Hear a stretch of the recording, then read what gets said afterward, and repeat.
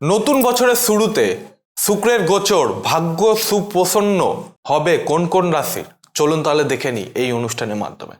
নমস্কার দর্শক বৃন্দ, আমি শ্রী দেবদূত শাস্ত্রী। প্রত্যেক দিনের মতো আপনার মাঝখানে একটা অ্যাস্ট্রোলজি এমন পার্ট নিয়ে এসেছি যেটির মাধ্যমে আপনারা উপকৃত হবেন এবং আপনাদের যে জীবনযাত্রা চলাফেরা সেগুলোকে একটি গাইডলাইন করার জন্য বা সাময়িক আপনাদের একটু সাহায্য করার জন্য আমি চলে এসেছি।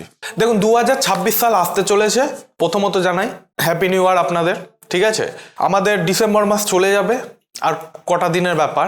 2026 সালে প্রথম গ্রহ গোচর হতে চলেছে শুক্রের। 13ই জানুয়ারি 2026 ভোর 3:40 শুক্র ধনু রাশি ছেড়ে শনি গ্রহের নিজস্ব রাশি মকরে প্রবেশ করতে চলেছে। এটি জ্যোতিষ দৃষ্টিকোণ থেকে বিশেষ গুরুত্বপূর্ণ হতে চলেছে। শুক্রের এই পরিবর্তন কিছু রাশির ভাগ্য উজ্জ্বল করবে। এর প্রভাবে কর্মজীবনে লাভ, ব্যবসায় পরিবর্তন এবং প্রেম বিবাহের সুযোগ এবং শিল্পকলায় ভালো একটা ফলাফল আসতে চলেছে। বিশেষ করে কিন্তু বৃষ রাশি, কর্কট রাশি এবং মীন রাশির জাতকরা এই গোচরে কিন্তু সম্পূর্ণ সুফল পেতে পারেন। প্রথমে আমাদের আছে বৃষ রাশি। বৃষ রাশির জন্য শুক্রের এই গোচর অত্যন্ত গুরুত্বপূর্ণ। আপনার লগ্ন এবং ষষ্ঠ ভাবে অধিপতি শুক্র নবম ভাবে প্রবেশ করতে চলেছে। আপনাদের কিন্তু এই সময়টা নতুন আয়ের সুযোগ তৈরি হতে চলেছে এবং পদোন্নতি আপনাদের কিন্তু প্রবল সম্ভাবনা বেশি রয়েছে। আপনারা কিন্তু বৃষ রাশির জাতক বা জাতিকারা মনোযোগ সহকারে একটু শুনে নেবেন।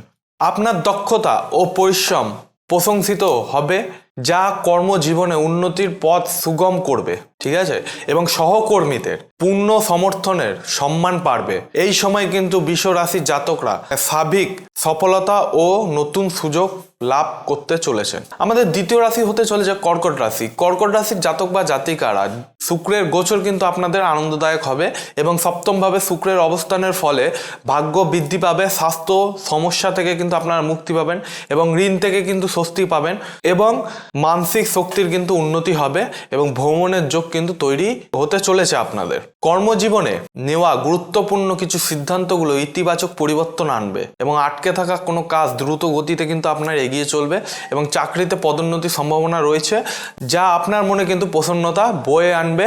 এটি স্বাভাবিকভাবে ফলপ্রসূ ও প্রগতিশীল সময় হবে আপনাদের জন্য। তৃতীয় রাশি হচ্ছে আমাদের মীন রাশি। মীন রাশির জাতক বা জাতিকারা মনোযোগ সহকারে শুনে নেবে। মীন রাশির একাদশ ভাবে শুক্রের গোচর তাদের কিন্তু আকর্ষণ এবং সামাজিক প্রভাব কিন্তু বাড়বে এবং অংশদারিত্বে কোনো কাজ করলে কিন্তু প্রচুর লাভ এবং ব্যাংক ব্যালেন্স কিন্তু বৃদ্ধি পেতে সম্ভাবনা রয়েছে এবং দেশে বিদেশে ভ্রমণকারীদের জন্য কিন্তু বড় প্রকল্প এবং সুযোগ আসতে চলেছে। অর্থ উপার্জনের জন্য কিন্তু পথ তৈরি হচ্ছে আপনাদের।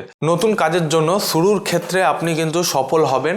এই সময়টি নতুন উদ্যোগ এবং আর্থিক উন্নতি ও সামাজিক যোগাযোগ কিন্তু আপনাদের বৃদ্ধি পাবে এবং অনুকূল হবে।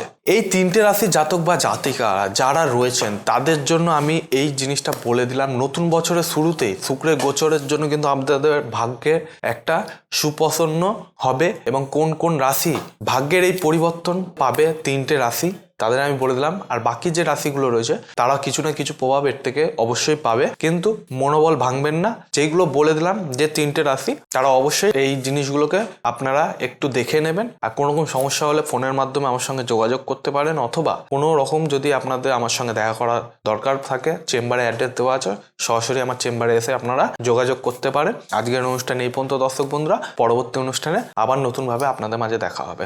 জয় শ্রী মহাকাল।